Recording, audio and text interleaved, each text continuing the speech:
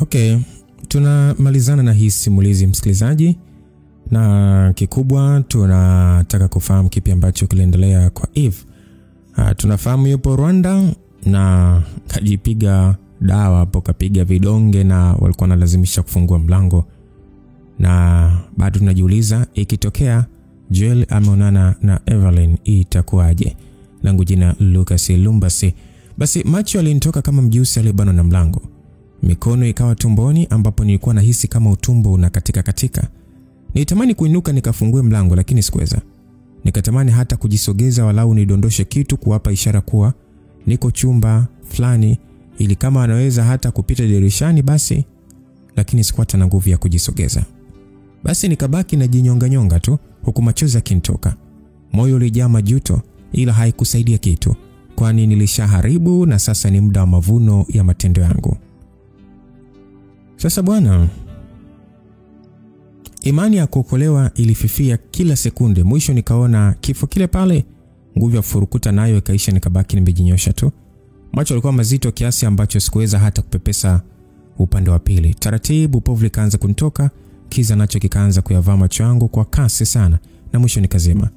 Huku nje ufunguo ilipatikana ila sasa ikashindikana kufungua kwa sababu nilifunga kwa ndani na kusahau kuchomoa funguo. Lian akaona hapana, huu sio mwisho. Alipambana kuvunja, mwisho akafanikiwa. Akaingia ndani haraka na kuanza kunisaka. Tena alinisaka kila kona huku akiniita kwa hofu sana. Ghafla alisimama na kuhisi moyo unaingia ubaridi.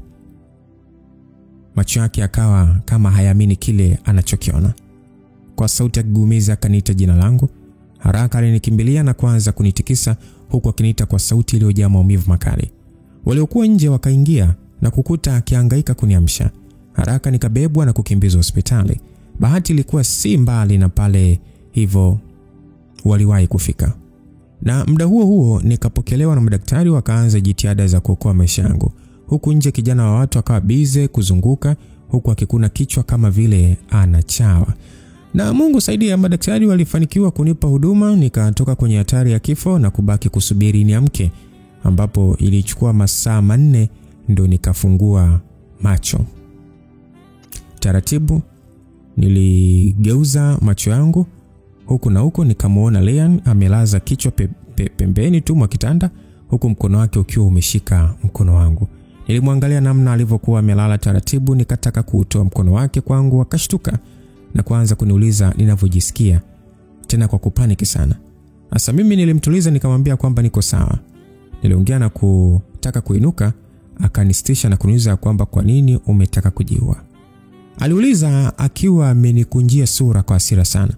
Bila kumwangalia machoni nikamwambia kwamba haina maana kwako kujua na niko sawa, so naomba nirudi nyumbani. Maneno yangu yalimchukiza sana bwana. Sana tu. Akasema ina maana sitakiwi yani kufahamu unavyoendelea, Hivi nikuulize swali, wewe ni chizi au umerogwa? Evelyn, unathubutu vipi kutaka kuondoa hai wako kwa sababu ya mtu asiye na maana yote kwenye maisha yako? Basi alivyosema hivyo, nilimwangalia kwa sekunde kadhaa kisha nikamwambia kwamba sitaki kuongelea lolote kuhusu hili swala, nadhani nimeeleweka. Hakunielewa, akaendelea kuongea hadi pale daktari alivyokuja na kumwambia anapaswa kuniacha nipumzike na sio wakati sahihi wa kuniuliza maswali. Basi alimsikiliza daktari.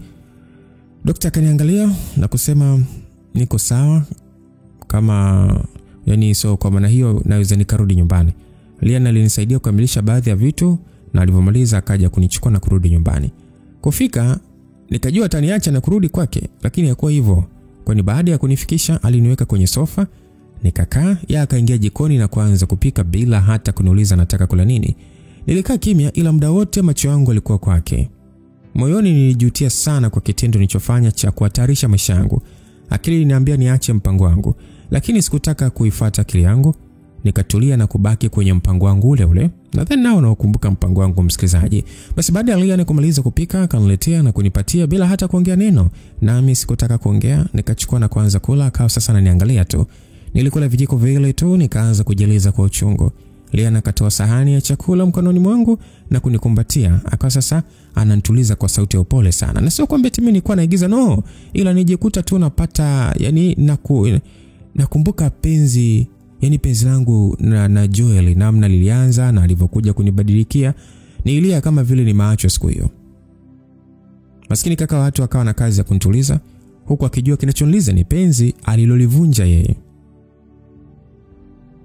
Basi baada ya kulia na kutulizwa vya kutosha, nilinyamaza na kula chakula. Nilipomaliza nikamshukuru na kumwomba arudi kwake, kwani niko sawa kukaa mwenyewe. Lakini aligoma kuondoka, akadai atabaki na mimi hadi pale atakapoona kuwa niko sawa. Sasa mimi sikutaka kumlazimisha, hata hivyo niliongea kumpima tu. Kwa hiyo akabaki, nikawa naye nyumbani karibu siku 3, na muda wote aliokuwa pale alihakikisha ananihudumia kwenye kila kitu. Na sio kunihudumia tu, bali alihakikisha muda wote nakuwa na furaha. Hakuwa mwongeaji hivyo, lakini alijitahidi sana kuongea na kufanya yote aliyohisi nitafurahia. Na zilipopita siku 3 akaondoka kurudi nyumbani kwake, ikabaki sasa anakuja kuniona na kuondoka. Kiasi fulani ukaribu ulizidi. Hapo mwanzo tukwaga watu wa kuongea, ila safari hii tulizoeana na kuwa watu wa kupiga sana story. Basi siku zikaenda, urafiki nao ukakua zaidi, na katika kuwa karibu na Lian niligundua alikuwa ni kijana aliye na hofu na Mungu sana. Ukiachana hofu, mahusiano yake na Mungu pia alikuwa amenyoka. Sio yeye tu, bali familia yake yote walikuwa ni watu wenye kumcha sana Mungu. Sina maana kwamba eti walikuwa watumishi, no, walikuwa ni kawaida tu, ila kwenye swala la mahusiano na Mungu walikuwa wako vizuri sana. Sasa hili nakili kwa 100% kwamba wamenyoka. Unajua nilifahamu vipi kuhusu familia yake? Ni kwamba baada ya rafiki kunoga bwana, nilianza kuhudhuria kwenye baadhi ya matukio muhimu ya kwenye familia yao. Na nakumbuka kwa mara ya kwanza kufika kwao ilikuwa ni kwenye sherehe ya kaka yake, ambapo Lian aliniomba nifike bila kusita, nami nikafika. Akanitambulisha kwa familia kama rafiki yake, na baada ya utambulisho wakanifurahia pale, sherehe ikafanyika, na baada ya hapo ikawa na hudhuria matukio kadhaa. Na sikuishia kwenye matukio tu, kwani walinipenda na kunikaribisha kwao mara kwa mara. Hivyo nikawa ni mtu wa karibu kwao. Lakini pamoja na ukarimu na upendo nilioonyeshwa na familia ya Lian, na yeye mwenyewe hakunifanya nivunje mpango wangu wa kumuumiza. Ndio kwanza nijiweka karibu ili aamini kuwa mimi ni mtu bora na mwema kwenye maisha yake. Kweli nilifanikisha hilo, kwani alitokea kuniamini kuliko kawaida. Na mdogo akaanza kuonyesha dalili za kunitaka kimapenzi. Kwa kuwa hilo ndilo nililotaka, niliendelea kujisogeza na kufanya vitu ambavyo vilimfanya akaona mimi ndiye mwanamke aliyekuwa akimsubiria kwa miaka yote hiyo. Basi bwana, baada ya mambo kumzidia, akaamua kurusha ndoano. Mimi sikutaka kumchelewesha, nikamwambia niko tayari kuwa na wewe. Alifurahia na safari ya penzi letu ilianzia hapo. Siku zilienda bwana, huku penzi likikuwa kila itwapo leo. Lian alikuwa ni mwanaume ambaye ana upendo dhati sana. Alinijali, akanipenda na kunifanya jinsi mwanamke ni mwenye bahati kuliko wote duniani.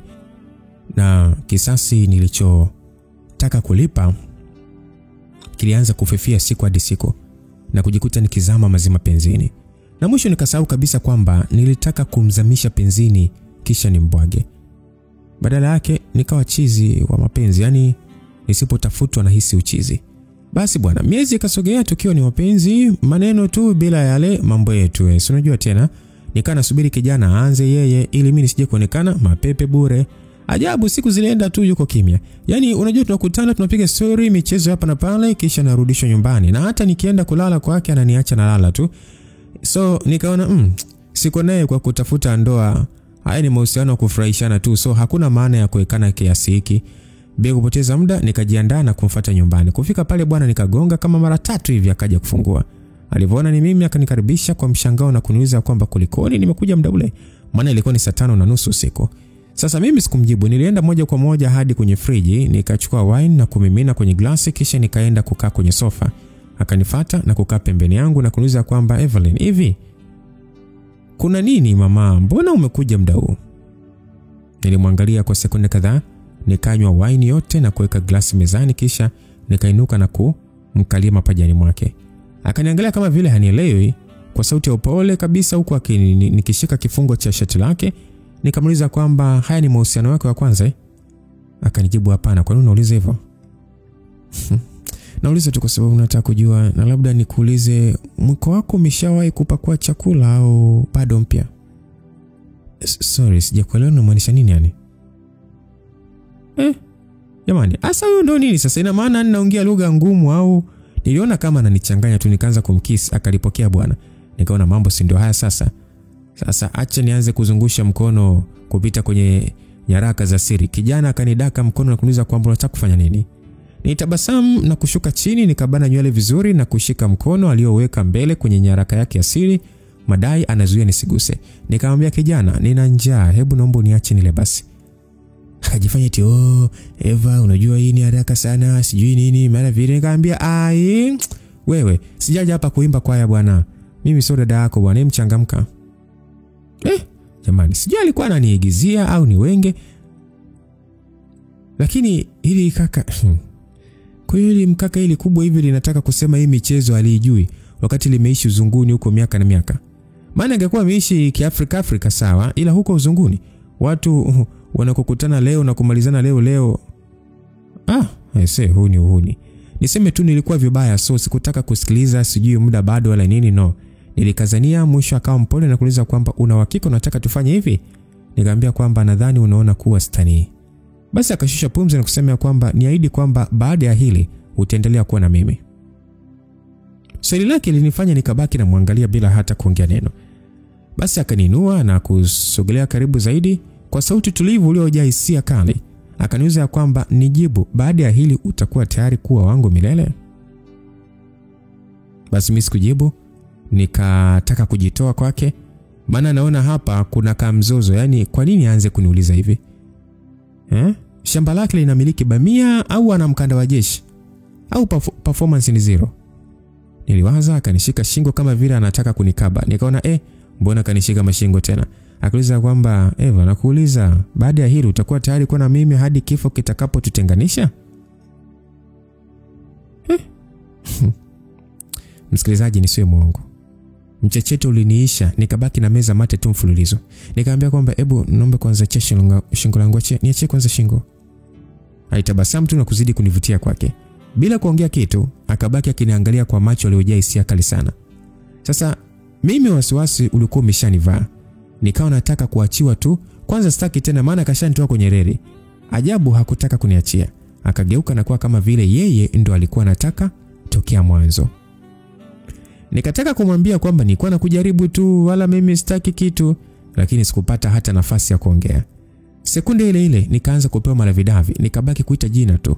Mwili wote lege, juu nikabebwa na kupelekwa uwanjani ili kama mechi kachezwe. Kufikishwa huko, kocha akawa yeye, mchezaji yeye, na kufanya maandalizi ya nguvu nini. Alivyoona sasa mchezaji wake niko tayari kuingia uwanjani, akaniuliza kwa sauti nzito iliyojaa huba, tena hakutaka kuyachosha masikio yangu.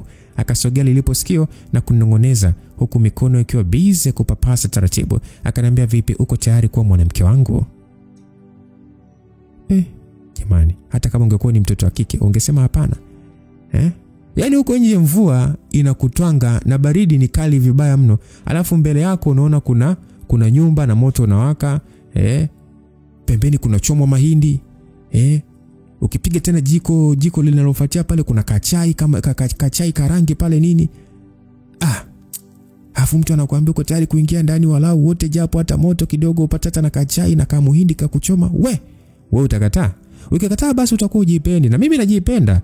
So nikajibu ndio, tena kwa herufi kubwa iliyojaa mahaba mterezo. Kijana kusikia ndio, akaona bado haimtoshi, akauliza tena huku akiendelea kunichokoza. Nikasema ndio, niko tayari. Akasema vizuri sana. Tena aliniambia nimjibu kwa uzuri. Nikamwambia niko tayari mume wangu. Dadeki. Mume lilikuja ghafla kama ushuzi wa usingizini.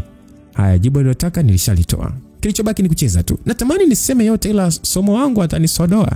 Ila itoshe kusema tu siku hii ilikuwa ndo mara ya kwanza naingizwa kwenye ulimwengu wa mapenzi. Yaani mara zote huko nyuma mimi nilikuwa naonyeshwa yani unapoona kule ule ndo mji wa mapenzi. Nikawa naishia tu kuona kwa mbali. Ila oya huyu Mrwanda huyu hakutaka kulichosha shingo langu kwa kuniambia angalia kule. Yali nishika mkono wangu kwa nguvu, tukaingia kwenye mji hadi ndani. Mtoto wa watu nikapandishwa mlima Kilimanjaro hadi kilele.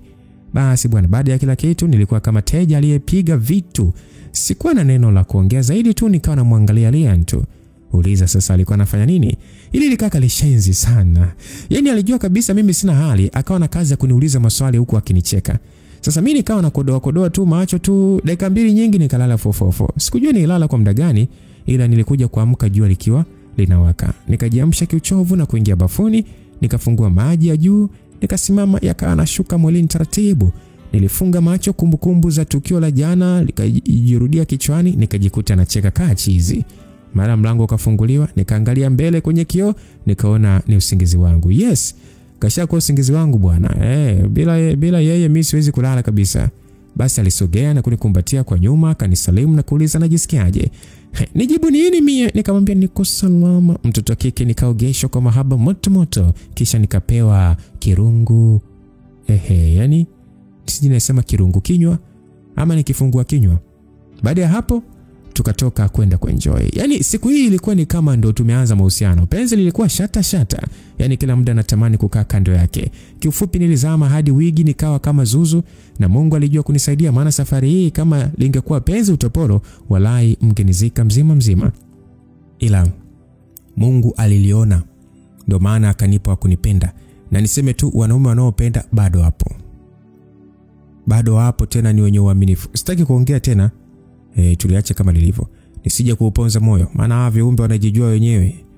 Ila tu kwenye upendo nasema tena, yani napendwa na kupendwa tena.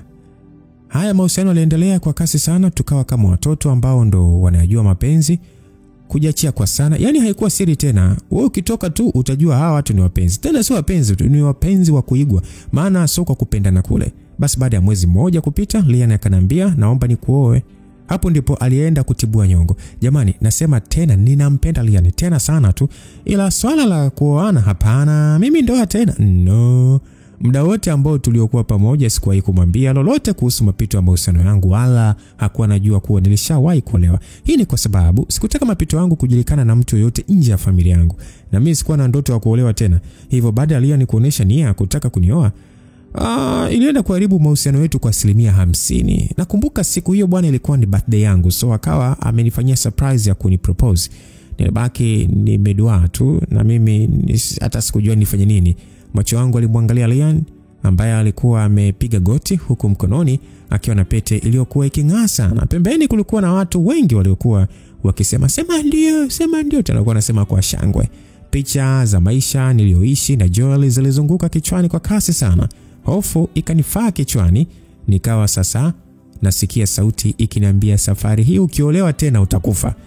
Sauti hiyo ilikuwa ni kali kiasi cha kushindwa kuvumilia. Nikaweka mikono masikioni ili niweze kuisikia ile sauti, na muda huo nilikuwa natokwa na machozi bila kukoma. Watu walibaki wanashangaa, kwani kuna nini? Lian ndo alihisi kuvurugwa. Haraka akainuka na kuweka pete mfukoni, akanikumbatia na kuniuliza kuna nini? Mbona niko vile? Asa mimi sikuweza kumjibu. Nikamtoa kwenye kumbato kwa nguvu na kuondoka kwa kukimbia. Hakutaka kubaki, akanifuata. Kufika nje, nikaingia kwenye taksi ambayo mtu ndo alikuwa anashuka. Nikamwambia dereva nipeleke sehemu fulani, naye bila kuchelewa akawasha na kuondoka. Lian anakuja kufika nje, anakuta gari ndo linaondoka. Haraka akachukua gari lake na kuanza kukimbiza gari ambalo nilikuwa nimepanda. Safari yangu iliishia nyumbani, nikashuka haraka na kuingia ndani. Lian naye hakuwa nyuma. Alishuka na kunifuata. Ile nimefika tu nataka kufungua mlango, huyu hapa bwana akazuia. Sikuwa na nguvu za kumzuia, so akaingia na kukazana kuniuliza shida ni nini? Mbona nimefanya kitu kama kile? Mimi sikutaka kuongea naye sana, nikamwambia kwamba sitaki kuolewa. Kauli ile ilikuwa ni nyepesi sana kuitamka, ila ilikuwa nzito kwa Lian kuipokea. Yaani hauko tayari kuolewa kwa nini? Kwa sababu sitaki. Kwa sababu hutaki? Hivi mbona sikuelewi? Yaani kama uko tayari kwa nini sasa ulikuwa na mimi? Kwa na wewe vipi? Kwani tuliingia kwenye mahusiano tukiwa na makubaliano ya kuoana? Ndio hatakuwa na makubaliano hayo, lakini hili ndio lengo la sisi kuwa pamoja. Au unafikiri tulikuwa kwenye mahusiano ya nini? Nilifuta machozi. Kisha nikamwambia Lian kwamba Lian, si kila mahusiano huzaa ndoa. Na mahusiano yangu na wewe yalikuwa ya kufurahishana tu na sio kingine. Nini? Umesikia? Hapana hivi. Unajua usio muda wa matani. Sikia, hebu acha basi utoto. Ni muda sisi kuwa kitu kimoja, sio tafadhali sana. Hebu naomba uache mambo. Unaonekana kama natania, si ndio? Naomba rudia tena Lian. Siko tayari kuolewa na wewe, si leo wala si kesho. Eve, Huwezi kuwa hivyo bwana. Najua inawezekana yani kuna namna kitu ambacho nimekifanya hakija kupendeza. Au naweza kuwa na tabia ambayo haikupendeza, lakini tafadhali usisitishe penzi letu. Kumbuka siku ile ulikubali utakuwa na mimi hadi kifo kitakapotenganisha. Sasa kwa nini unataka kuvunja ahadi yako hivyo? Tafadhali usifanye hivyo basi. Mimi sijasema kwamba sikutaki wala kukuacha. Ninachosema ni kwamba sitaki kuolewa na wewe basi. Kwa nini hutaki kuolewa na mimi? Na nimeshasema tu nilikuwa na wewe kwa kujifurahisha na sio ndoa. Kwa hiyo kwa kunipenda. Sina maana hiyo, ila nini Eva? Ikiwa unanipenda kwa nini uwe na mimi kwa sababu ya kujifurahisha? Ina maana sifai kuwa mume wako? Au unaonekana mtu wa kuchezewa sana? Lia, nisikia. Hebu naomba acha basi mambo ya ndoa na tuendelee tu kuenjoy maisha yetu. Kwanza mimi sioni faida ya ndoa, zaidi tu ni kujichosha na kupoteza muda tu. Siwezi. Na sitakaa nikaweza, Eve. Unanifahamu, licha kunifahamu siwezi kuishi maisha ya kuzini kila siku. Ninahitaji uwe mke wangu, nami niwe mmeo. Tuishi katika njia inayompendeza Mungu. Na hilo ndio lengo mama la mahusiano hayo, sio kufanya uzizi tu kila itapo leo. Inaonekana tuna maono tofauti na kwa hilo hatutaweza kwenda sawa. Lian, mimi siamini ndoa wala sihitaji ndoa katika maisha yangu. So kama unahisi wewe unahitaji ndoa na unaona ndoa ni ya maana sana kwako na lazima uwe nayo, basi inakubidi utafute mwanamke mwingine, lakini sio mimi. La sivyo tuishi hivi. Hivi uko sawa kabisa? Yeah. No, hauko sawa. Na unajua nini? Mimi siwezi kusikiliza huo upuzi wako. Kama umelewa, panda kitandani ulale. Ukiamka tutaendelea tulipoishia. Aliongea hivyo na kuondoka. Nilibaki namwangalia huku machozi yakinitoka. Taratibu nisogea hadi dirishani, nikamwangalia akaingia kwenye gari na kuinamisha kichwa kwenye usukani. Ikapita dakika moja akainua uso na kufuta machozi, kisha akaosha gari na kuondoka. Sasa kiuchovu nikakaa chini na kujikunja. Maumivu yaliufunika moyo wangu. Sikutamani kumuumiza wala kukatisha penzi letu, lakini mimi sihitaji kuolewa tena. Moyo wangu umejaa, yani umejaliwa hofu. Na hisi nitakutana na manyanyaso zaidi ya mwanzo. Kitu ambacho mimi sikuwa tayari, lakini pia sikuwa tayari kumwacha Lian. Nilia sana na mwisho nikalala pale pale. Muda ukaenda na siku ikaisha. Kesho yake Lian akanifuata na kuomba tuzungumze. Nikasema sawa. Nilikaa kumsikiliza. Akaniita na kusema ya kwamba nimeshindwa kulala kabisa. Tafadhali naomba uniambie kwamba yote uliyosema jana hayakuwa kweli. Basi aliongea kwa huzuni sana huku akiwa amenishika mikono yangu. Nilimwangalia kwa huzuni sana na kushindwa kuzuia machozi. Akanisogeza na kunikumbatia. Kwa sauti ya upole akaniambia kwamba kuwa huru kuongea lolote. Mimi ni mwanaume wako na ni rafiki yako, nitakusikiliza. Basi nilitaka kujitoa kwenye kumbato, akanishikilia kwa nguvu na kushindwa kujitoa. Kwa sauti iliyojaa huzuni nikamwambia kwamba natamani ungenielewa ila huwezi kunielewa. Lian, nakupenda na sitamani kukupoteza. Ila niliishia tu kwenye ila na kuendelea kulia. Tukiwa bado tumekumbatiana akaniuliza kwamba ila unahisi sitakuwa mume bora kwako, si ndio? Nikasema hapana Lian. Ni mimi tu, moyo wangu uko sawa, siwezi. Hakuna aliye sawa Eva. Bali tunaweza kufanya kitu na kuweka mioyo yetu sawa. Ila si kuachana. Hii itaua mioyo yetu mazima. Tafadhali usiniache. Usifanye hivyo tafadhali sana. Basi aliongea huko machozi yakimtoka. Nikamjibu hapana kwa kutikisa kichwa. Akauliza kama kuna kitu nisichokipenda kwake nimwambie, ila tu nikubali kuwa mke wake. Ila bado nikataa.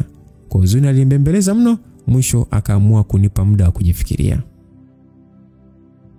Sasa siku zilipita akiwa bado ananionyesha upendo na kunihitaji, huku mimi nikizidi kumuonyesha kuwa sihitaji ndoa kwake. Jambo hilo lilikuwa zito kwake. Akawa tayari hata kufanya vile ninavyotaka ili mradi tu nibadili mawazo yangu. Lakini bado haikusaidia. Akaomba hadi kaka yake akaja kuongea na mimi, lakini wapi. Mwisho nikaona nitaharibu maisha ya mtoto wa watu. Kama sihitaji ndoa na yeye anahitaji, acha nimwache aende kwa mwingine ambaye atakuwa na ndoto sawa na yeye. So nikaamua kuondoka Rwanda. Nakumbuka siku moja kabla ya kuondoka, nilienda kwake tukaongea na kuwa kama hatakuwa na tofauti yote. Nikapika tukala, kisha nikahitaji kupata penzi lake kwa mara ya mwisho bila kujua kuwa naondoka kesho yake. Alinipokea na kunifurahisha tena. Naweza kusema siku hii alizidisha. Naona alitaka kuiteka akili yangu mazima na nikubali kuwa wake. Basi usiku ulipita bwana. Kesho yake ilikuwa ni siku ya kazi kama kawaida. So aliamka na kuniandalia chai, akaniwekea mezani, kisha akajiandaa na kuondoka. Nikaja kuamshwa na alarm alioniwekea. Nikajinyosha pale na kushuka kitandani, nikasogea ilipo meza, nikafunua kifungua kinywa nilichoandaliwa. Nikaishia kutabasamu tu huku moyo ukiumia kuona nakula chakula chake kwa mara mwisho. Nitamani endelee kuwa naye lakini mimi sio wake. Acha nimwache atafute wa kwake. Basi kinyonge nilikula huku machozi yakinitoka bila kukoma. Na nilipomaliza nikaingia bafuni, nikaoga na kuweka kitanda sawa. Kisha nikachukua kalamu yangu na kuandika ujumbe wa kumwaga. Nilipomaliza nikaondoka na kwenda nyumbani. Nikafungasha kila kitu na kukabidhi nyumba ya watu. Kuhusu kazi yenyewe nisha stop toka juzi. Hivyo nilipokabidhi nyumba ya watu tu nikaenda airport. Kufika tu akanipigia simu na kuniuliza kama nimeshaenda job. Nikaambia ndio niko kazini. Maskini bila kujua muda mfupi ujao nitakuwa mbali naye. Akawa bize kunimiminia sifa na kunieleza vile anavyonipenda. Nilishindwa kujizuia, nikawa naongea huku sasa nikifuta machozi. Kwa furaha akaniaga na kunitakia kazi njema, kisha akakata simu. Nililia kama nimefiwa. Watu waliokuwa pembeni yangu waliniangalia kwa kunishangaa na kushindwa kuelewa nini kinaendelea. Kwa huzuni nilivunja laini na muda wa kuondoka ulipofika, niliacha anga la nchi hiyo. Masaa kadhaa mbele nifika Tanzania. Nikachukua usafiri moja kwa moja hadi nyumbani. Kufika nikagonga na kufunguliwa, nikaingia na kukuta mama na baba wakiwa wamekaa sebuleni. Walishangaa sana kuniona pale maana hawakuwa taarifa ujio wangu. Baba aliinuka na kuja kunipokea, akanikumbatia na kuniambia karibu nyumbani mwanangu. Nijikaza ili nisionekane kuwa siko sawa na kumwambia asante baba huku nikiwa na uso uliojaa tabasamu. Basi baada ya kusalimiana na baba nikamsalimia mama kavu, kisha nikapita tu na kwenda chumbani kwangu. Nilifika na kujilaza kitandani taratibu. Sasa nilijikuta nazama kwenye dimbwi la mawazo. Hata sijui ilikuwaje nikajikuta tu napitwa na usingizi. Nikaja kuamka ikiwa tayari ni usiku. Kinyonge nikaingia bafuni na kuoga. Nilipomaliza nikaungana na familia kwa ajili ya chakula cha jioni. Muda wote nikawa kimya. Baba akawa ananiangalia, mwisho akavunja ukimya na kuniuliza kwamba vipi huko ulikotoka kuna usalama? Bila hata kuinua uso wangu nikamjibu ndio usalama upo baba. Akasema na vipi kuhusu kazi zako? Nikasema kila kitu kiko sawa baba, ila nimeona narudi nyumbani. Baba akasema unamaanisha umerudi kukaa nyumbani ama? Nikajibu ndio. Baba kauliza kwa nini?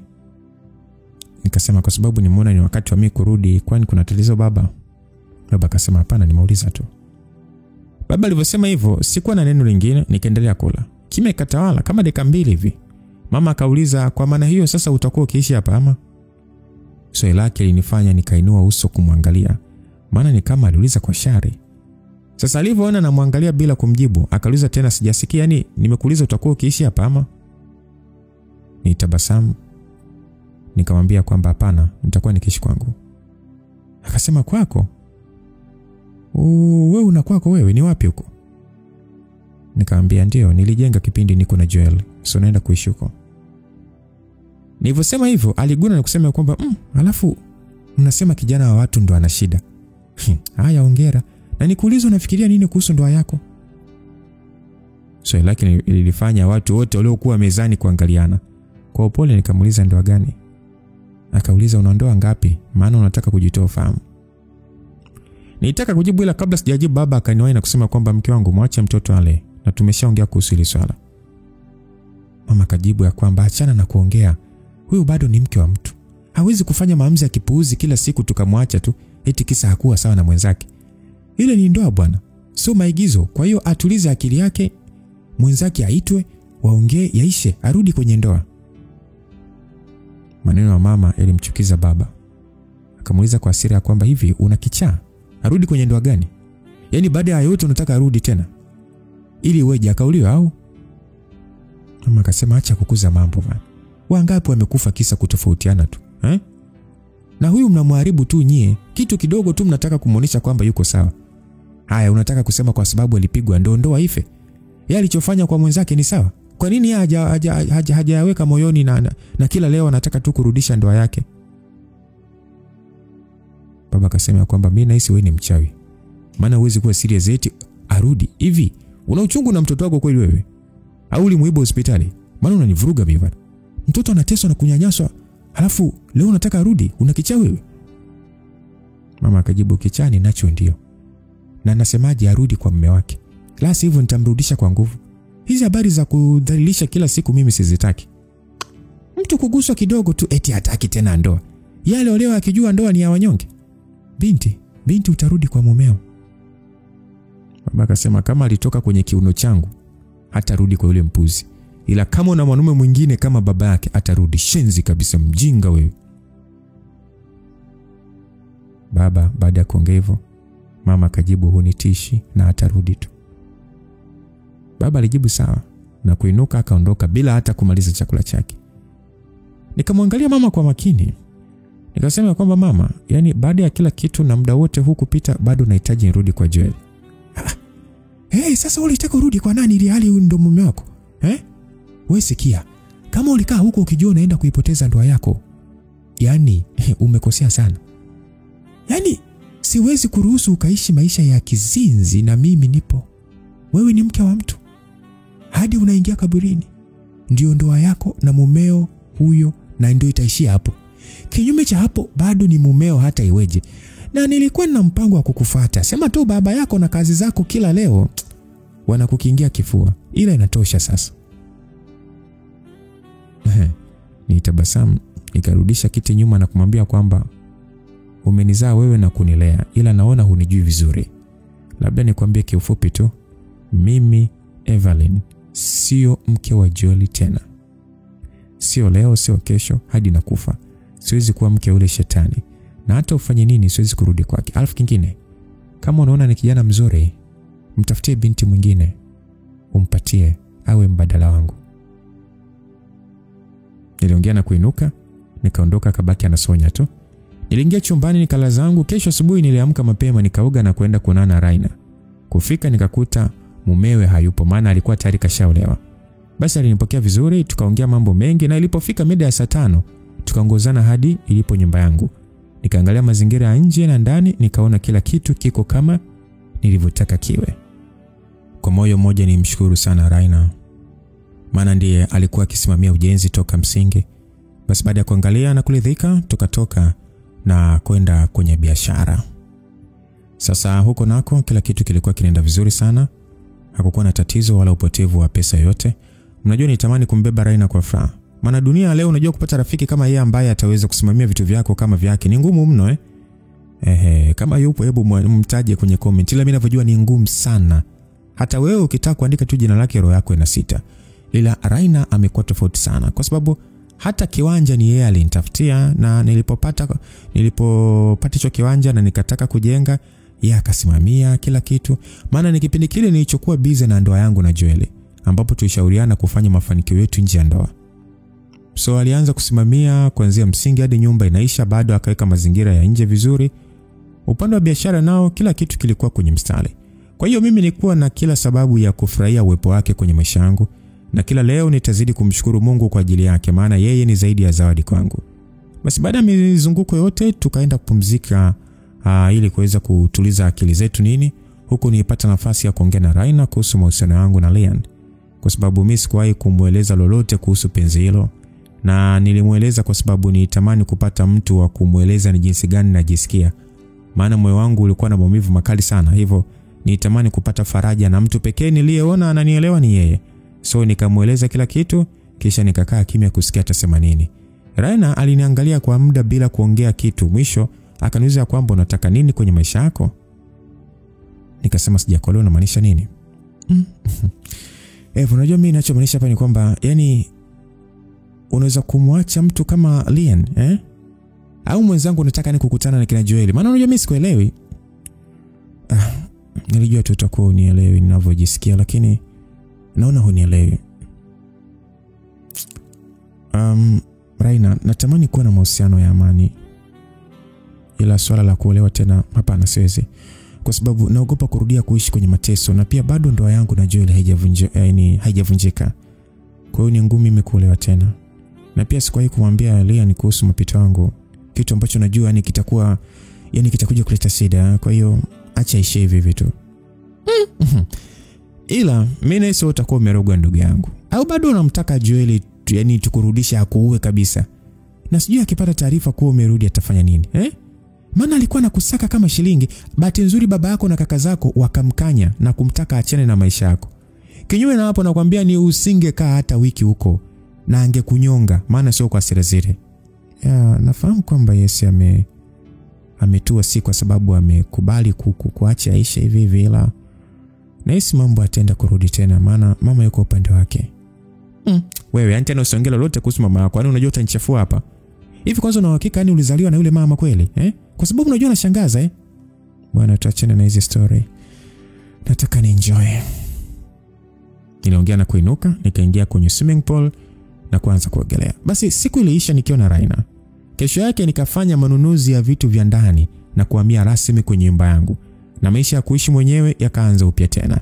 Wiki ilipita nikiwa bado siko sawa, kwa muda mwingi nilikuwa namfikiria sana Lian. Nilitamani sana kumsahau lakini nilishindwa. Nikabaki kuumia tu. Basi siku zilisonga, nikawa busy na biashara zangu. Upande wa mama tulikuwa ni watu wa kugombana kila leo kwa sababu bado alinitaka nirudi kwa Joel.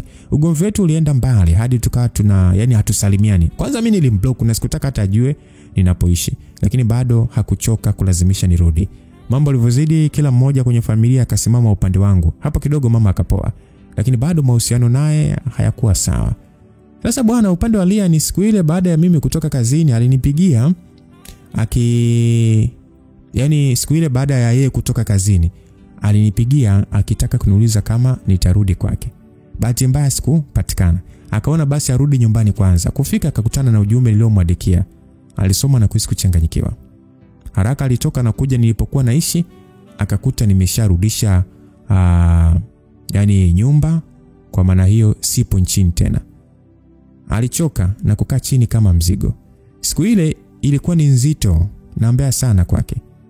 Alikumbuka momenti zetu nyingi na kubaki akitokwa na machozi. Moyo ulimuuma mno kuona mwanamke wa ndoto yake nimeondoka. Hakutaka kunipoteza kabisa, hivyo akataka kupanda ndege ili anifuate.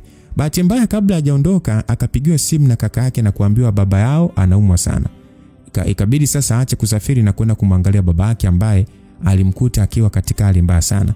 Na kwa kuwa yeye ndo alikuwa mtoto wa kiume pekee aliye karibu, ikambidi akae kumuuguza baba yake. Ila kila leo alihangaika kunitafuta mtandaoni ikiwezekana asikie hata sauti yangu tu, ile ilishindikana. Huku kwangu baada ya mama kutulia nikajua sasa nitaishi kwa amani, lakini shetani alikoibuka, hata sijui alikoibukia ni wapi. Mimi nishangaa tu naitwa na kijana wangu ananiambia kwamba kuna mteja anataka mzigo mkubwa ila anataka kuhudumiwa na wewe. Sasa kutokana na wingi wa mzigo aliohitaji nikaona siwezi kuacha kwenda. Basi nikajiandaa na kwenda. Kufika na kuta mteja mteja ni Joel. Nilishtuka sana maana sikutarajia kumuona yeye, ila yeye hakushtuka. Inaonekana alikuwa anajua kabisa kuwa mimi ndio mhusika wa pale. Basi alisalimia na kutaja vitu anavyovitaka. Nikawa nampa maelekezo kijana na vitoa vitu hivyo hadi alivyomaliza kutaja. Bila kuchelewa nikapiga mahesabu na kumtajia kiasi anachotakiwa kulipa. Naye bila kuchelewa akatoa keshi na kunipatia. Nikapokea na kutaka kuondoka. Mara akasema subiri, na muongezi na wewe vipi, naweza kupata muda wako? Bila kupepesa macho nikamwambia kwamba hapana, sina muda. Alitabasamu na kusema kwamba inaonekana mke wangu bado ana hasira na mimi. Sikia, najua ulikimbia ili usikutane na mimi kwa sababu ulijua hautaweza kupingana na hisia zako juu yangu. Na naelewa kwamba nilikukosea, lakini sasa mke wangu ni miaka 3 na miezi sasa. Vipi, bado unanichukia? Nilimwangalia kwa dharau na kumwambia kwamba nahisi unaanza kupata shida ya akili. Hebu naomba nisikize kwa makini kabisa. Mimi hapa sikuogopi, sikupendi wala sikutaki. Na sisemi hivi eti kwa sababu naogopa watu au najifariji. No, ninaongea kutoka ndani ya moyo wangu Joel. Sikutaki leo hata milele. Kwa maana hiyo naomba uendelee kukaa mbali na maisha yangu. Nilivyosema hivyo alicheka sana na kusema eti unipendi. Unajua Eva, unapendaga sana kutesa moyo wako. Mimi najua wewe unanipenda na uwezi kama kumpenda mtu yote zaidi yangu. Na hii ndio sababu ile kufanya rudi. Maana kama ingekuwa sio hivyo basi usingerudi. Na sio kurudi tu, saizi ungekuwa na mtu mwingine lakini hauna. Na hii nasema wazi kabisa kwamba bado moyo wako unahitaji penzi langu. Sasa kwa sababu mimi mwenyewe bado nakuhitaji, unaonaje tukiachana na yote na tukaanza upya? Naomba nisikilize. Hata nikiwa mfu siwezi kurudi kwenye maisha yako Joel. Na labda nikwambie kwa ufupi tu kwamba sipo hapa kwa sababu yako, wala sikuondoka eti kwa sababu sikuweza kupingana na hisia zangu. No.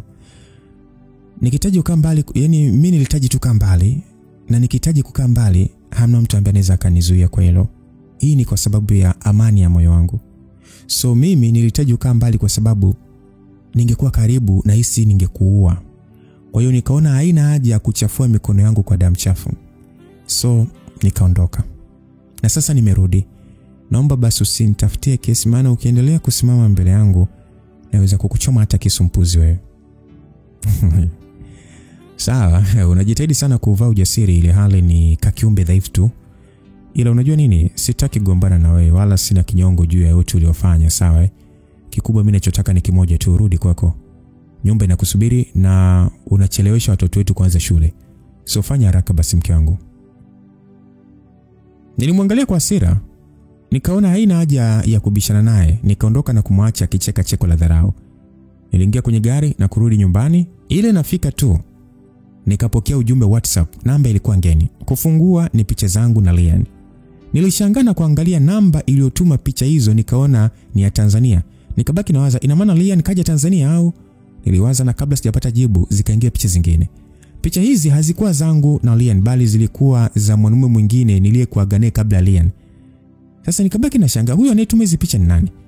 Nikiwa bado najiuliza, mara ikaingia video, nikafungua niliruka kwa mshtuko. Ilikuwa ni video yangu ikionyesha nafanya ngono na kijana ambaye niliwahi kuwa naye kwenye mahusiano. Sijakaa sawa, ikaingia nyingine nikiwa na mtu tofauti. Nilihisi kuvurugwa ubongo. Mapigo ya moyo alienda mbio kuliko kawaida. Mawazo nayo yalikuwa yanapishana kichwani kwa kasi. Mara simu ikaita, kuangalia namba ni ile ile inayotuma picha na video. Nikataka kuacha kupokea, ila nikakaza moyo na kuipokea. Hapo moyo ni unataka kunitoka. Ajabu sasa, baada ya kupokea nikasikia sauti ya Joel ikisema ya kwamba fungua geti mke wangu. Niliangalia ile namba mara mbili na kurudisha simu sikioni. Akarudia kusema tena fungua geti mke wangu. Nilihisi uchizi. Kulikuwa na hisia, lakini mwili ulitokwa na jasho la kutosha. Nilisimama kama mtu asiyeelewa afanye nini. Mara nikashtushwa na honi ya gari iliyopigwa nje ya gate langu, tena kwa nguvu. Haraka nitoka na kwenda nikachungulia pale na kukuta ni Joel ndo anapiga honi. Sasa nikabaki kuwaza, nifungue ama nisifungue? Na amejuaje kama naishi hapa? Vipi kuhusu hizi video? Amezitoa wapi? Ina maana alikuwa akinifuatilia ama? Niliwaza na kujiuliza maswali mengi. Mwisho nikaona acha nifungue. Basi nikafungua geti, akaingia ndani na kupaki gari lake, kisha akashuka na kunifuata niliposimama. Akasema kwamba tuingie ndani basi mke wangu, hapa nje jua ni kali sana. Aliongea na kunishika mkono. Nilimwangalia kwa hasira na kutaka kutoa mkono wangu kwake, ila nikashindwa kwa sababu alinishika kwa nguvu. Basi kinyonge nikaongoza, tukaingia ndani. Akafika na kukaa kwenye sofa kwa kujiachia, akawa anaangalia mazingira ya mle ndani huku akitabasamu. Kwa sauti iliyojaa hasira nikamuuliza kwamba unataka nini kwenye maisha yangu? Swali langu lilimfanya akaniangalia kwa sekunde kadhaa bila kuongea neno. Kwa tabasamu bila hata kupaza sauti akasema kwamba ingekuwa vyema kama ungeinama na kunivua viatu, maana unajua siwezi kukaa na viatu muda mrefu. Basi mimi nilichukia sana. Nikamsogelea karibu na kumuuliza Joel, nikamuuliza kwamba Joel, nakuuliza unataka nini kwenye maisha yangu? Alfu, mbona unauliza swali rahisi hivyo? Nakutaka wewe mke wangu. Vipi, kuna tatizo katika hilo? Naona kicha. Na umepata wapi hizi picha na kwa nini umenitumia? Oh, picha. Hebu naomba hata kinywaji kwanza basi. Joel, nakuuliza mara ya mwisho. Unataka nini kwenye maisha yangu? Na kwa nini umenitumia picha kama hizi? La mke wangu bwana. Umechanganyikiwa kiasi cha kushindwa kusoma hata picha. Okay, nisikuchoshe, iko hivi. Nakutaka. Yes, nakuhitaji wewe wangu kama ulivyokuaga. Na kuhusu hizo picha, mimi nilikuwa nakutunzia tu kama kumbukumbu. Ili siku kisahau nikukumbushe. Vipi, umezipenda? Nilimwangalia kwa macho yenye hasira kali. Nikamsogelea zaidi na kukunja mikono yangu mbele, kisha nikamuuliza kwa sauti ya chini iliyojaa hasira. Kwa hiyo mdoto alikuwa ananifuatilia, si ndio? Ya, nilikuwa nakufuatilia. Vipi polisi naweza kukaa bila kujua mke wangu uko wapi? Na unafanya nini? Siwezi kufanya hivyo. Na labda nikueleze tu bila kukuchosha, ni kwamba baada ya wewe kunifanyia vile na kuondoka, nitamani kukusaka kisha nikuonesha kuzimu ikoje. Lakini baadaye nikaona hapana, wewe ni mke mwema sana kwangu. Ni mimi tu ndo nishindwe kukupenda ipasavyo. So nikaona acha nimrudie Mungu. Alafu nikurudishe mke wangu. Ila bahati mbaya familia yako ikasimama kunitaka nikae mbali na maisha yako. Nishtuka sana maana unajua mimi sikujua kama mna upendo na ushirikiano kama ule. So nikaangalia na kuona hapa siwezi kukupata tena, jambo ambalo liniumiza mno. Lakini kama unavyojua mimi sijawahi kushindwa. Nikaamua kutafuta kujua ulipo. Mungu saidia nikakupata bwana. Ila nikaona una chuki sana na mimi kiasi ambacho hukutaka hata kuiona sura yangu tena. So nikajishauri kukupa muda. Lakini pamoja na kukuachia nafasi bado nikaona huwezi kurudi kwangu. Hivyo nikufuatilia kila hatua uliyopiga kwa uchungu mno. Moyo uliniuma sana kuona unawapa wanaume mwili ambao ulipaswa kunipa mimi tu. Lakini sikuwa na kitu cha kufanya maana unajua kama ningekugusa basi kaka zako angeniua. So nikageuka kwa nikawa ni mlinzi tu wa mali yangu mwenyewe. Lakini sasa naamini maana unajua mali imerudi kwangu tena Alimeweza kuongea kainuka na kunisogelea, akanishika usoni taratibu. Najua moyo wako kwa sasa uko kwa Lian, lakini siwezi kuruhusu ukaishi naye. Na kwa sababu hii nitakuchukua na kuanza kuishi na wewe kama mwanzo. Natumaini uko tayari. Hivi Joel unakichaa? Yaani mimi kuishi na wewe tena ni kitu ambacho yani hakitawezekana. Sio leo, sio kesho. Oh, come on mke wangu. Hivi kwa unataka kunifanya nitumie nguvu ile hali ni mambo ya kukubaliana tu, Sikia, sema unataka nini nifanye ili uwe tayari kuwa na mimi tena. Na usiogope ukisi kwamba mimi nakutesa no. Mimi nimebadilika sana.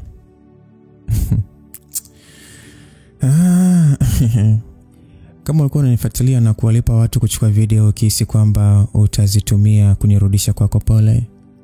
Tena pole sana Joel. Joel, hata ufanye nini kamwe huwezi kunirudisha kwenye maisha yako. Yaani bora nife kuliko kuwa na wewe. Una uhakika na unachokisema? Ina maana uko tayari dunia kuona uchafu wako, si ndio? Na achana na dunia, utakuwa tayari kumuona Lian akiona hivi vitu. Kwa sababu unajua itamuumiza kuliko mtu yote, na unahisi baada ya kuona hivi atakuhitaji tena. Yule mimi alinishtui, kama unatuma wewe tuma tu. Kwa sababu hiyo Lian mwenyewe unayemzungumzia mimi simhitaji tena. Unajidanganya Evelyn, unajidanganya. Najua wazi kwamba huwezi kuishi bila yule kijana. Najua vizuri mno, lakini tuachane na Lian. Hivi ushawahi kuwaza kwa nini mama yako anang'ang'ana urudiane na mimi? Sijawahi na sitaka nikawahi. Hebu naomba ondoke kwangu haraka sana. Sio rahisi kiasi hicho. Ngoja nikuoneshe au acha nikwambie tu kwa mdomo. Mama yako ni mpenzi wangu. Nini? Yes. Mama yako ni mpenzi wangu. Vipi nikuoneshe picha zetu ama unataka kuona video uone jinsi ninavyompaga raha? Eti nikuonyeshe. Nilimwangalia Joel kwa mshangao mkubwa. Nisiamini maneno ninayoyasikia. Mama yangu mimi ni mpenzi wake yeye? Hapana. Haiwezekani. Joel hakutaka kuishia kuongea kitu bila ushahidi. Alichukua flash akaweka kwenye TV na kuanza kunionyesha picha zao nyingi ambazo zilionyesha nyakati tofauti. Na zote zilionyesha furaha ya wazi kwa wote. Akaenda mbali na kuonyesha video zao za faragha. Unajua hizi ndoa bwana. Jamani, nilikuwaga najua kwamba mtu anaweza kafunga ndoa na ndio ikawa mwisho wa kucheat na bado unaweza ukapendwa. Nilijiuliza, babangu alivyo mstaarabu. Babangu ni mpole, ni mtu ambaye anajali familia yake. Kakosa nini kwa mama? Nikaja nikagundua kwamba ila wanawake, uwe na kibamia utachitiwa tu. Uwe na mashine kubwa utaambiwa unamuumiza. Uwe unafanya muda mfupi utaambiwa show haujui kufanya. Uwe unafanya dakika ndefu utaambiwa unakomoa. Uwe una hela utachitiwa. Kama hauna hela utasalitiwa tu. Wanawake ni mpaka waridhike wao. Yaani mwanamke ni mpaka aridhike yeye. Ila wewe mwanaume huwezi kumridhisha. Kwa hiyo sikuamini maisha baba na mama leo baba wangu kusalitiwa na huyu kijana. Na ndio maana anapata muda wa kunyonyoa mdomo wake kumjibu baba. Unajua nilisi mwili unawaka moto. Moyo ulishindwa kuamini kama kweli mama yangu anaweza kufanya vitu kama vile. Joel hakuishia hapo, akanionyesha hadi chatting zao. Niseme tu nilichoka nikakaa chini kama mzigo. Machozi yalinitoka bila kukoma. Joel akainama na kuniinua. Silie bwana. Haya ni mambo ya kawaida sana, ila najua utakuwa unajiuliza hayo yote yalikuwa kitokea wakati gani. Jibu ni kwamba nilikuwa na mama yako kabla yako. Naweza kusema hata baada yako. Nilikuwa najiuliza pia kwa nini mama yako aliruhusu nikuoe ili hali nilikuwa naye. Ukweli ni kwamba nilimlazimisha kuacha niwe na wewe. Na kwa sababu nina siri zake nyingi ambazo zilitoka kwenye jamii, yani ambazo zikitoka kwenye jamii hata dhailika na hata kufungwa pia, akaamua kunyamaza. Lakini pia alikuwa ananipenda sana. Hivyo hakuona shida kukutana na mimi hata kuwa yani kuweza kuwa na wewe. Hakuona shida kwa sababu aliona kama ndio nitakuwa karibu zaidi. Alafu labda nikukumbushe tu jambo. Hivyo nakumbuka siku ile niliyolala nje kwa mara ya kwanza. Nilikuwa naye yeye kwa usiku mzima. Na sio siku hiyo tu, kiufupi mara nyingi sana mimi nilikuwa na kuacha ndani na kwenda hotelini kuenjoy na mama yako. Ina maana wakati wote huu umekuwa unatoka na mama yangu mzazi na bado unasimama mbele yangu na kuniambia unanitaka, si ndio? Ya, mimi nakutaka ndio. Kwa sababu wewe ni mke wangu. Na sio mke wangu tu bali mwanamke ninayempenda. Kuhusu mama yako, toka mwanzo mimi nilikuwa naye kwa sababu ya pesa. Sasa mama yako ameshindwa kuridhika na mwanamume wake na kwaje. So mimi nilikuwa naye kwa sababu ya pesa. Na pesa ndio ilifanya mimi nikana mama yako. Na sikuwa na mapenzi yote na yeye. Ila alinilazimisha tu na kuhakikisha kwamba ananifanya mtumwa wake. Nami kwa kuwa nilikuwa napata pesa, nikaona acha niwe mtumwa. Kikubwa napata pesa basi, ila bahati mbaya tu sijui nzuri, sijui bahati mbaya, sijui bahati nzuri, nikaja kukutana na wewe. Nikakupenda kiasi ambacho sikutaka hata kukupoteza. So nikapiga hatua ya kutaka kujua familia yako. Niseme tu nilishtuka sana baada ya kujua Bi Esther ni mama yako. Lakini hakunifanya eti niache kuwa na wewe, na mama yako pia alishtuka kuona naingia kwenu kama mkwe. Kwa nguvu zake zote alipambana kunifanya nikuache, ila nilikomaa na kutumia hizi picha na video kumtuliza. Naye kwa kuwa analinda heshima na jina lake, akakaa kimya na kumwangalia binti yake mpenzi akienda kutumia mwichi anaotumia yeye. Najua ilikuwa ni ngumu kwake, ila kwa sababu ya heshima yake aliweza. Kwa hiyo hata hii leo ana kusisitiza kurudi kwangu. Si kwa sababu eti anataka wewe na mimi, bali anataka niendelee kutunza hii siri. Maana nilimwambia asipokurudisha kwenye maisha yangu nitahakikisha namchafua. Na kama unavyojua familia yako ni watu wanaoheshimika sana. Na si katika jamii tu, hata serikalini. Kwa hiyo mke wangu mpenzi, kama mama yako aliweza kufanya jambo zito namna hii, kwa nini usithamini na ukarudi kwangu? Au unataka niweke mambo yote hadharani, Na unajua kabisa yani nikifanya hivyo itakuwa ni mbaya sana. Sio kwao tu bali kwako, kwa sababu sijui kama Liana atakuhitaji tena. Maana unajua ni aibu kubwa sana. Na vipi jamii itakavyokuona? Yani mama na mtoto mmetoka na mwanamume mmoja, anawapindua atakavyo, anawakojolea atakavyo, na bado ukatoka nje ya ndoa na kulala na mwanamume tofauti tofauti, yani ukalala na wanaume tofauti tofauti. Kwa sababu hakuna anayejua tuliachana zaidi ya familia zetu tu.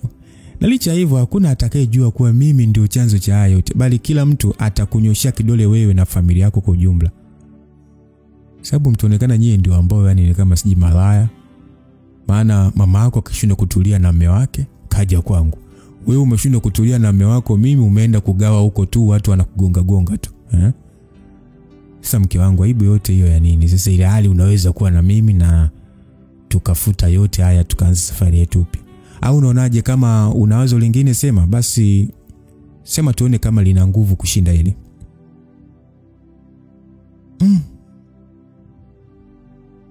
Msikilizaji, nibaki kimya huko, machozi yakinishuka tu.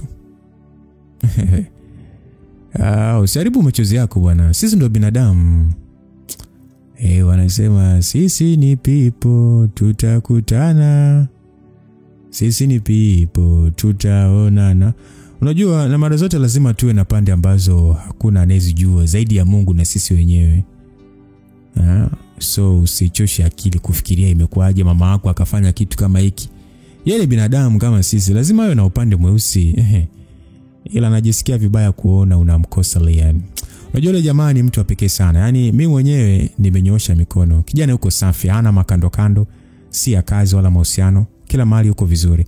Na ingetokea ukaishi naye, wallahi ungekuwa ni mwanamke mwenye furaha kuliko wote duniani. Maana upendo wake kwako unatoka ndani ya moyo. Sio yeye, hata familia yake inakuelewa vibaya mno, lakini hauna bahati nao. Mimi ndio hatima yako, na usihofu, nitajitahidi kukupa furaha unayostahili. Aliongea na kuinuka akaenda kuchomoa flash kwenye TV. Unaonekana umechoka sana eh? Acha nikupe muda, tutaonana wakati mwingine. Ila jiandae kwa sababu nitakapokuja tena nitaondoka na wewe. Anaongea na kuondoka, nikabaki nimekaa kama zuzu. Machozi yalikuwa yanashuka bila kukoma. Kumbukumbu nyingi za toka na mpeleka Joel nyumbani na namna mama alivyokuwa akinipongeza kuchukua uamuzi mzuri, plus na sifa alizokuwa akimsifia. Nikakumbuka na video nilizoona, wallahi nilihisi uchizi. Kweli nimeshia mwanaume mmoja na mamangu mzazi. Na sio kushia tu, alikuwa ananiacha ndani na kwenda kwake na kesha usiku kucha pamoja kweli.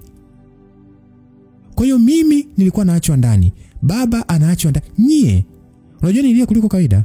Moyo ulijaa maumivu makali, nikatamani hata kuuchomoa.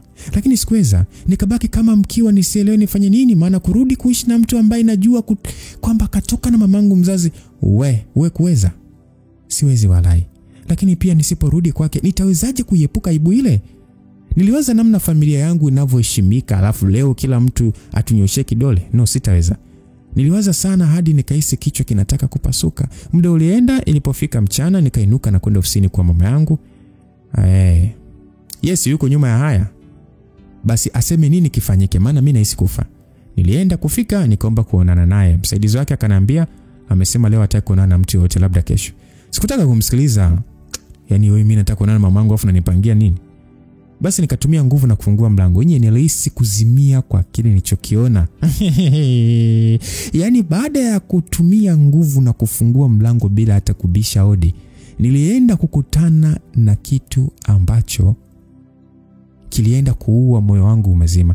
Yaani mama yangu mimi anafanya mapenzi na Joel live. Ina maana Joel katoka kwangu moja kwa moja akaja kumpindua mama mezani. Aya, no, hiyo haiwezekani. Huenda naota. Mama yangu mimi, unajua vile nilivyoona kwenye video sikuamini. Yaani kuna namna nilikuwa najipa moyo kuwa itakuwa ni editing tu, itakuwa ni AI.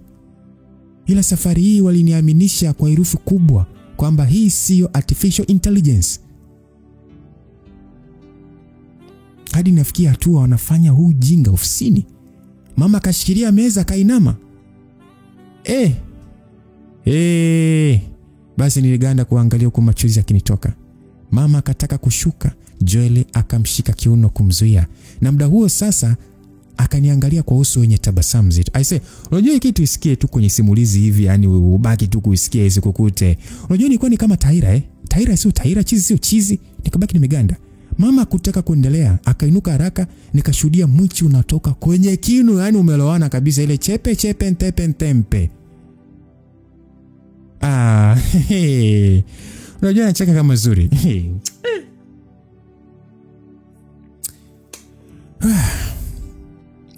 Yaani omba uishie kuyasikia tu hivi kwenye simulizi, msikilizaji. Sijui hata niligeuka na kuondoka sangapi. Ila nilishangaa tu niko na shuka ngazi kwenda chini. Hapo macho yamefunikwa na machozi. Mikono ilikuwa imechoka kiasi ambacho sikuweza hata kuinua kufuta machozi. Nilishuka hadi chini, nikatembea kama zuzu kuelekea nje, lakini sikufika mbali, nikadondoka na kuzima hapo.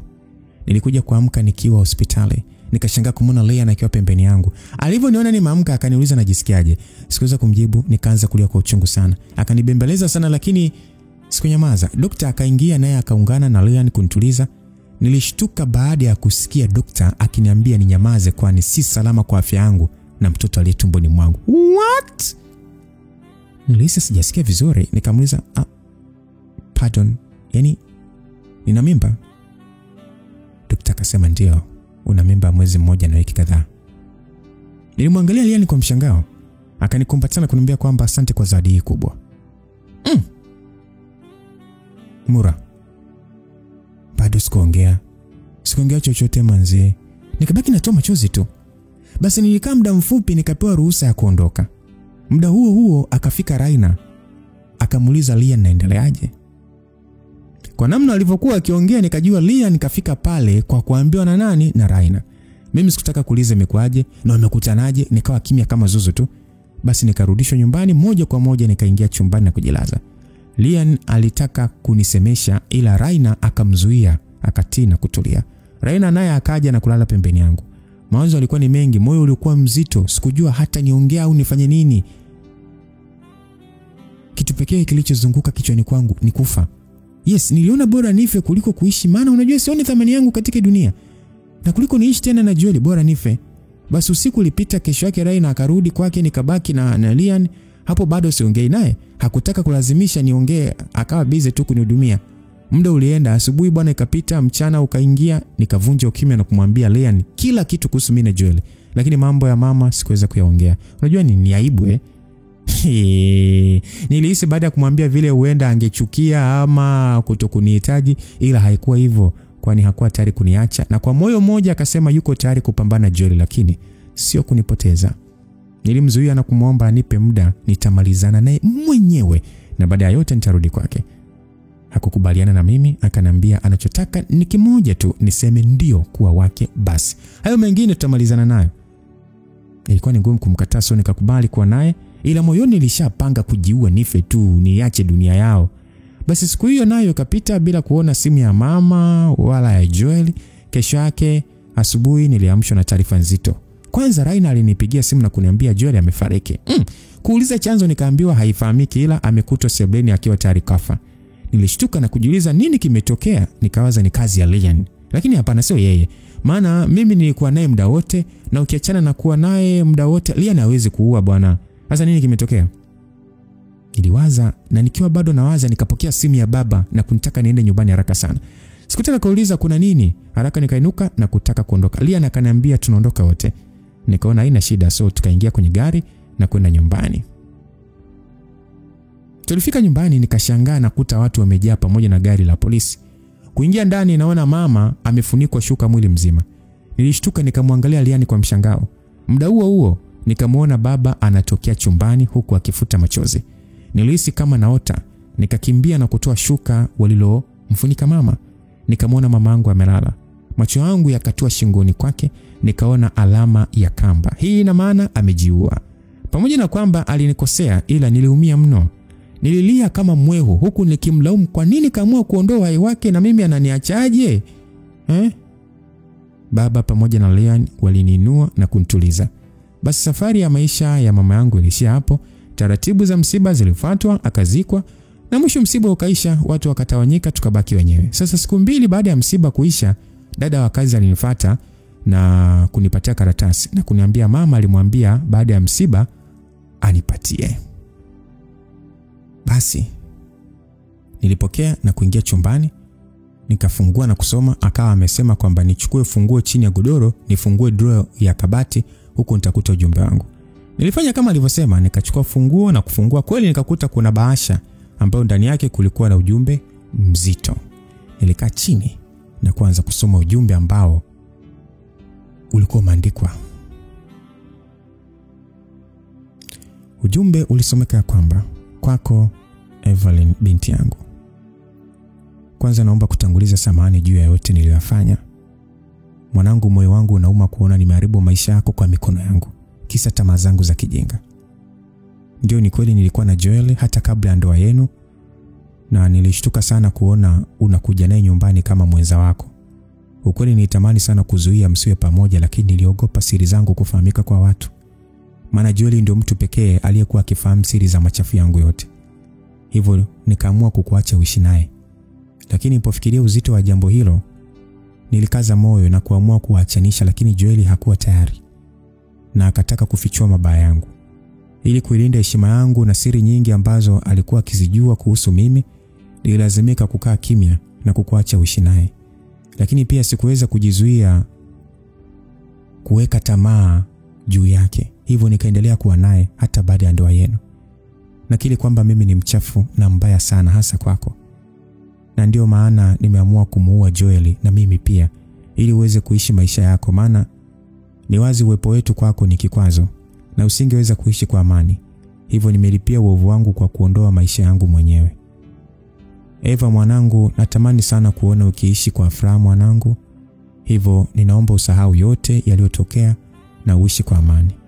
Na kuhusu baba yako, najua ndio unafahamu kuwa ana familia nyingine nje na sisi, lakini tafadhali kaa kimya na usimchukie baba yako, kwani mimi ndio sababu ya yeye kutoka nje. Hivyo naomba unisamehe na umpende baba yako na kumheshimu siku zote. Na kuomba pia kamwe kwenye maisha yako Jitahidi sana kuziepuka tamaa za mwili, tamaa za mali na mambo yote yasiyofaa. Daima ishi katika njia safi huku Mungu akiwa nguzo yako. Na usiache kumuomba Mungu akupe mwenza sahihi aliyekuandalia wewe. Na katika kusubiri kwako mwenza, tafadhali usizifuate hisia za mwili wako wala kuzitegemea akili zako. Jifunze kuwa na subira, usiogope kuumia wala usifumbie macho ukatili kwa lengo au hofu ya watu watakuonaje. Bali daima simama na kuipambania furaha yako. Narudia tena mwanangu, usijizamishe na kuendekeza hisia za mwili, usije kujipoteza. Fanya kazi, tumia mapato ya kazi yako na umtegemee Mungu. Ni hayo tu mwanangu. Na kabla sijaweka nukta, naomba kwa mara nyingine tena, nisamehe sana mwanangu. Nakupenda, kwa heri. Nilimaliza kuisoma nikachukua nyingine ambayo ilikuwa na orodha ya mali zote ambazo alizimiliki pasipo baba kujua.